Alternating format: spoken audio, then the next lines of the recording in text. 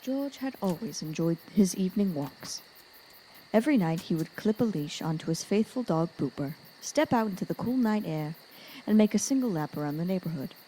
It was a simple routine, made even more enjoyable by the knowledge that, barring any unforeseen circumstances, he'd be back home in less than 15 minutes. Of course, unforeseen circumstances had become considerably more common ever since George began carrying a samurai sword on these walks. Tonight, however, appeared to be shaping up as one of the peaceful walks. George strolled casually beside Booper, blissfully unaware that his evening was about to take an unexpected turn. Without warning, the night sky erupted in brilliant white light. George looked upward, blinded by the intensity. Before he could react, his feet lifted from the pavement, and he was swallowed by the night sky. When the light finally faded, George found himself standing inside a glowing hallway.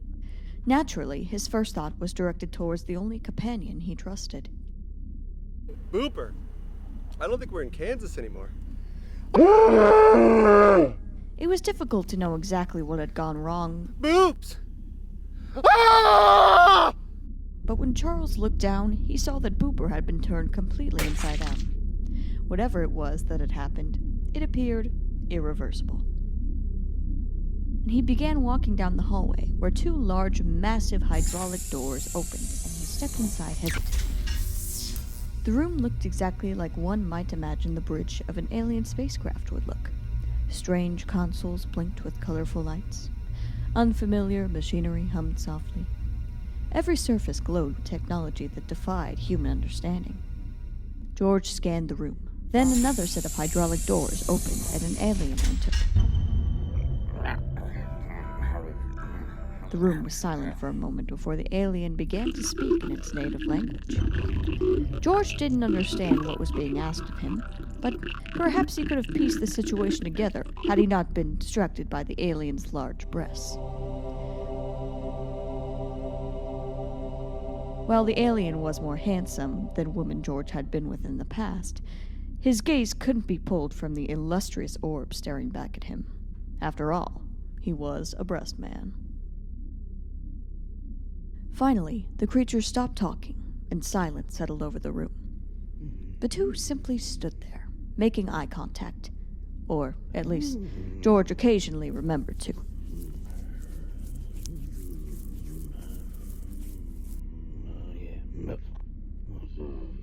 Then, very slowly, the alien raised a single finger.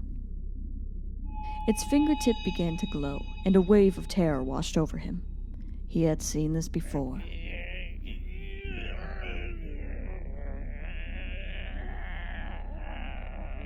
He was 8 years old, watching E.T. for the very first time.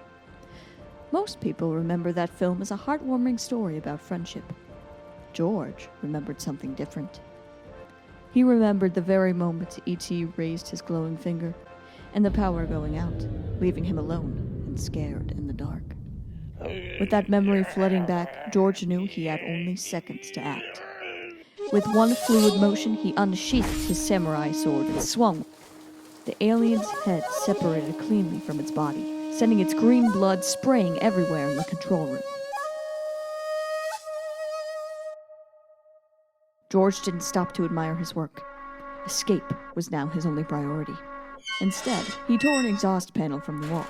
Behind it was a narrow passage blocked by what appeared to be a living membrane. He sliced through the fleshy barrier and crawled inside. The tunnel was damp, warm, slimy. It smelled like something no living creature should ever have to smell. But he pressed onward. For a brief moment, he considered turning back. There was, after all, a reasonable chance there was more aliens with enormous breasts somewhere else on the ship.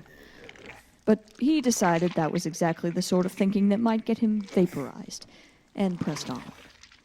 As he crawled deeper into the slimy, organic space hole, another brilliant light appeared ahead. Soon it filled his entire field of vision. Then once again, moments later, George slammed back onto Earth with enough force to knock the wind from his lungs. He lay there for several seconds, before slowly standing. Against all odds, he had survived an alien abduction, and almost certainly avoided an alien probing. On Monday, he would contact the media and share his story with the world. Unfortunately, George would never make it to Monday. Without warning, a passing car struck him at full speed. He died instantly.